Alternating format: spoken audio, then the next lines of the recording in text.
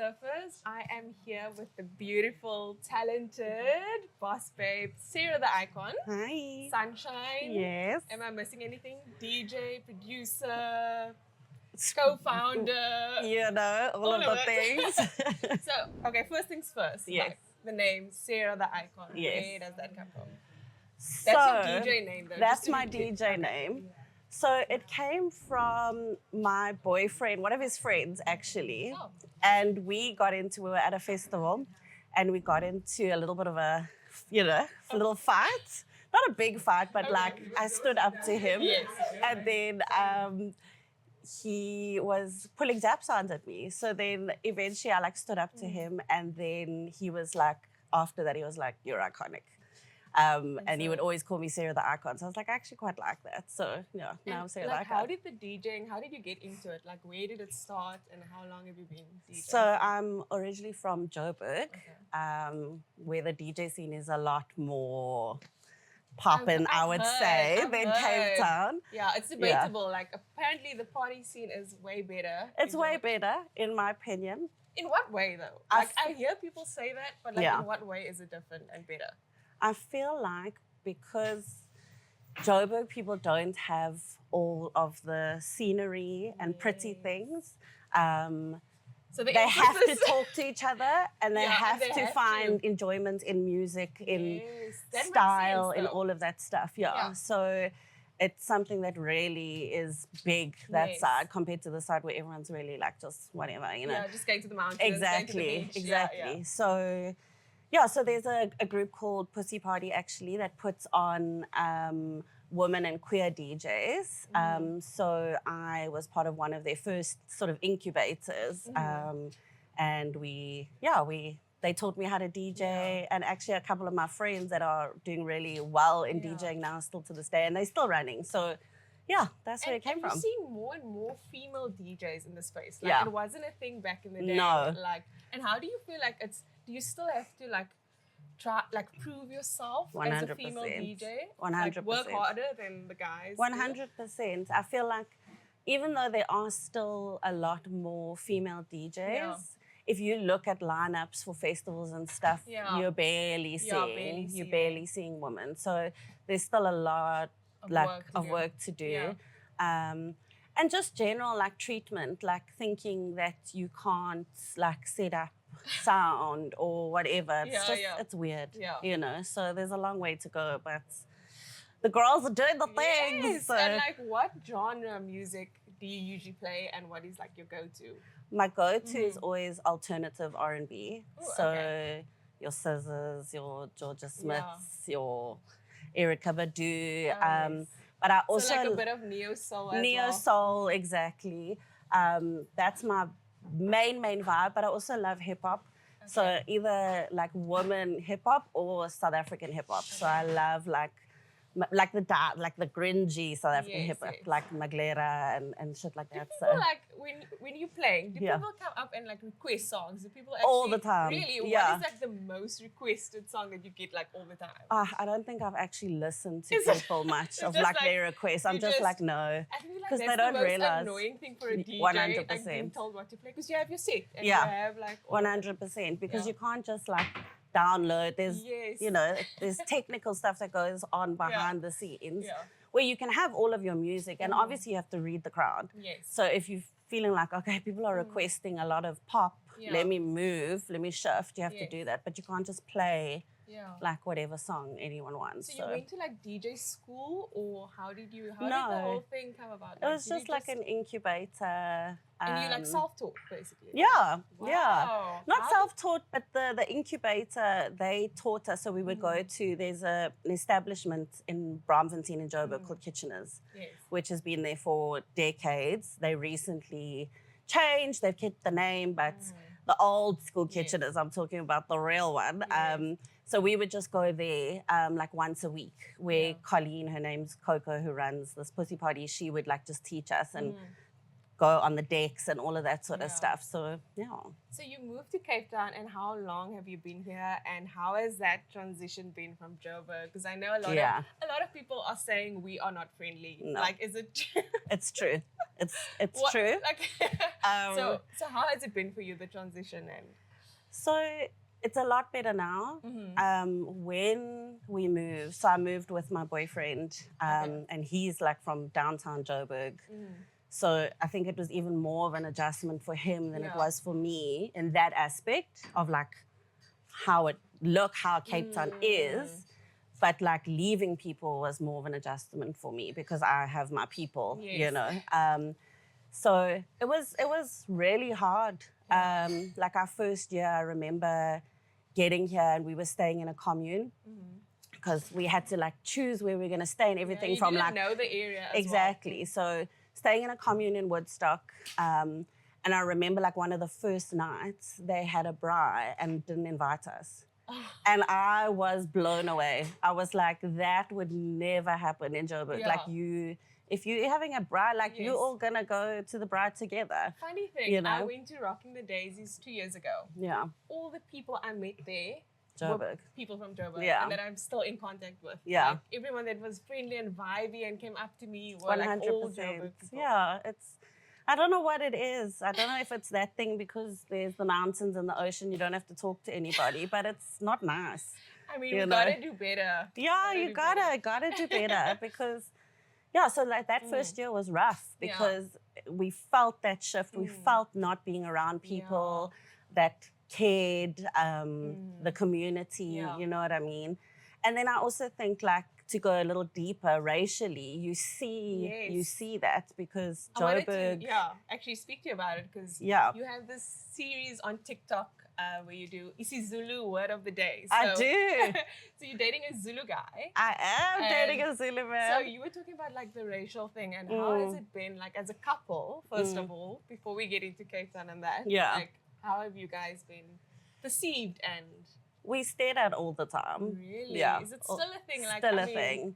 From black people, white people, everyone. Like people are still like shook. And it's weird because I'm like, aren't there like a lot more of us now? And you know, but we still stayed at quite a lot. Some days I'm like, whatever. And other days I want to be like, what? You know what I mean? So luckily we've never experienced people attacking us for it. And like my family has been super welcoming of him. His family is, me and his mom are like, you know, so close. But I've definitely been in situations where I see the treatment of a black man being very different to how I would be treated. So, yeah. But you're very vocal about it on TikTok and you're like advocating for that. So tell me a bit about that. You did a bit of politics. I did. I studied sociology and politics. What didn't you do? Like, what don't you do? I don't know. It's ever since I was a little girl, I've been very passionate about standing up to injustices. And one of the biggest ones is racial injustice. I think it's the worst. It's the worst. You are the bottom of the barrel if you got some weird feelings or whatever like that. So, I've always been passionate about fighting it because it's weird. It's like, you're weird if you don't like someone because of the color of their skin. Like, that is weird. And you need to check yourself. So you see, now I get a little heated. But it's important. It's important for me to talk about it because I also think that racism is a white people problem. And white people don't talk about it. And white people need to be the ones that are talking about it because what are black people or people of color going to do? They didn't cause the issue. White people caused the issue. So it's our job to try and change that narrative. So that's why I try to be vocal about it as much as I can in my spaces and the people around me. But you're learning Zulu, so you have this series on TikTok. Yes. So how many words have you learned? What do you know? Tell me. I know quite a lot, but I still get nervous. Like the pronunciation. The pronunciation sometimes, but more like just having that conversation. Like if you're saying the right word or whatever. Like, so I know more than I actually speak. So you just need that confidence to be able to just and because there's mostly Xhosa people here, like you don't hear a lot of Zulu. And then my boyfriend's name Lucky, he like will speak it here and there. And I sometimes feel like terrible because I'm like, he shouldn't actually be having to speak English all the time, you know. But anyway, so I've learned a lot of words, and now I'm in sort of the more grammar and full like sentences and stuff. But still, I think a lot to learn. Okay, so are you gonna put me on the spot? just one word that you learned. Oh gosh, I don't know. Give me. An animal, I don't know. Yes, you know animals. So how are you going about it? Are you like you're focusing on like I'm going to learn like animals now and like? So I actually use Duolingo. It's an app. Yes, I know Duolingo. Yeah. So I use Duolingo. So we go through like all sorts of things, animals and whatever. Yeah. So this is like an easy one. Yeah. But maybe I can say to the racists, y'all are New Yorkers, okay? All right. What is it? Snakes. I don't know if that's going to be edited out. Maybe I'm too forward, but you know. Keep it, please keep it. Yeah, there we go. Right. So also co-founder? Yes. Please tell me about that. So I co-founded an events experience brand business with you. Co-founders. It's called Meaningful Events. And the reason that we did it was because you obviously come from an entertainment modeling background. I come from a DJing events background, and we felt like in our 20s. I don't want to speak for you, but from my side, it was the same vision.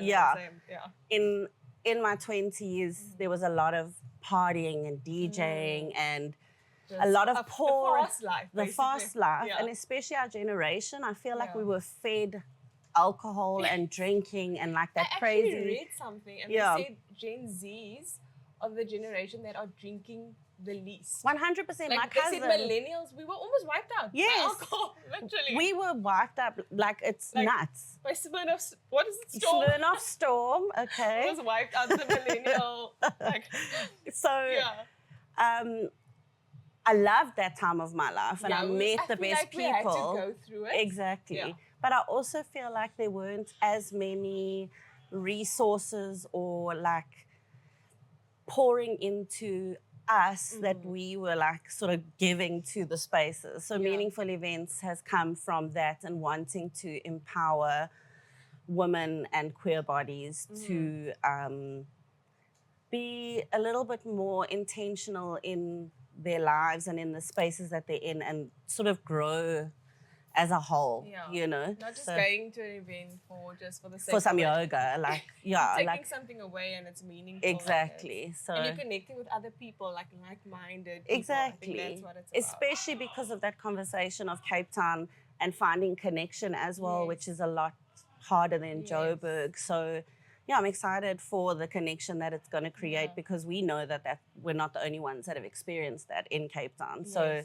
we want to make sure that we can create meaningful spaces for other women.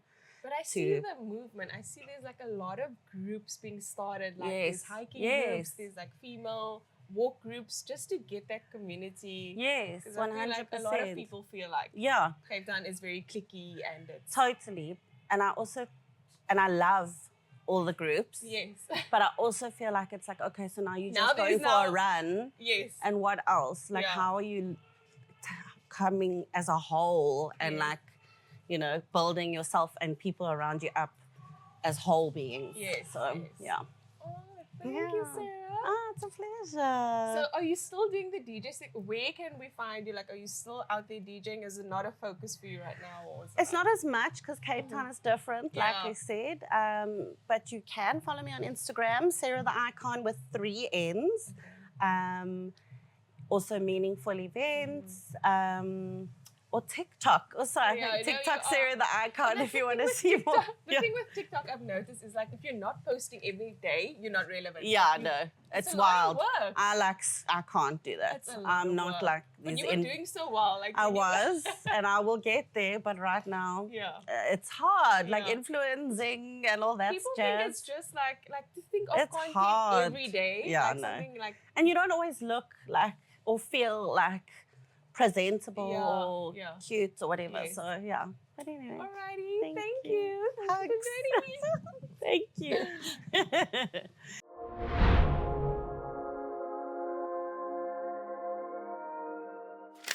Hi Couch Surfers, it's Stacy here with another episode, and today my victim on the hot seat is Sarah Jane. She's going to be playing the Sips Up Mystery Box Challenge. So how it works is you have to answer truthfully, raunchy questions, and I'll know if you're answering truthfully or not. If you don't, you're drinking whatever's in there. It's gross. I don't know what it is, but it's gross. Okay. Okay, are you ready? Terrified. As you should be. All right. Last thing you searched on your phone. The last thing I searched on my phone I'm going to be checking after this. was actually Leah Gray's Instagram. Shout out. Okay. Awesome. Wholesome. Wholesome Still wholesome. girls. Okay. Who is the worst dressed in the room right now? No. Come on. Gabrielle. Sorry, Gabriel. Like, I'm sure she doesn't mean it. She just doesn't want to drink. Okay. Sorry. Have you ever skinny dipped? Yes, of course. Oh, I you have. sound like it's been like, it's a You normal. have to. What do you mean? It's so fun though. I Yes, love it. exactly. Okay. Biggest turn off. Biggest turn off. And not the PG version, like the. Physical turn off? Yes. Or Yes. like if your nails are dirty, Yeah. that's gross. Guys, please check That's your nails. gross. All right. Most embarrassing moment ever. For me, I don't get embarrassed very easily. No. You see, but now, I'm trying. Now I feel like there is one, you just don't want to say it. Come. Ah! Okay, you took too long. Have a sip. I would. Have a Okay. sip. No, if this is gross, Okay. I'm scared. I love vinegar. I love vinegar. Woo! I drink pickle juice. Now you guys have to do better than that. Okay. Have you ever been arrested? No. Not? No. Any Have you? We're asking you right now. Any illegal activity though, that's the segue question that you've been involved in. Or someone could consider illegal. I mean, yeah. Elaborate? Like got like in trouble for it, or have I? No. You did something illegal, whether you got caught or not. Yeah, we all What have was tried it? that green thing. Oh. That's legal now. It's legal now. So it's not so bad. All right, you survived. I You just did. had one sip, so well done. Not bad. You're a truthful girl. Thank you. High-five. I try. That was us for the Sips Up Mystery Box Challenge. Well done. You did so Thank you. well. I think so too. Like, I wish I had raunchier questions. Yeah. Next time. I do have reminiscence of vinegar, like running down my throat. All right. but- Okay. My job here is done. Catch me, catch me. Catch me, catch me. Catch me, catch me.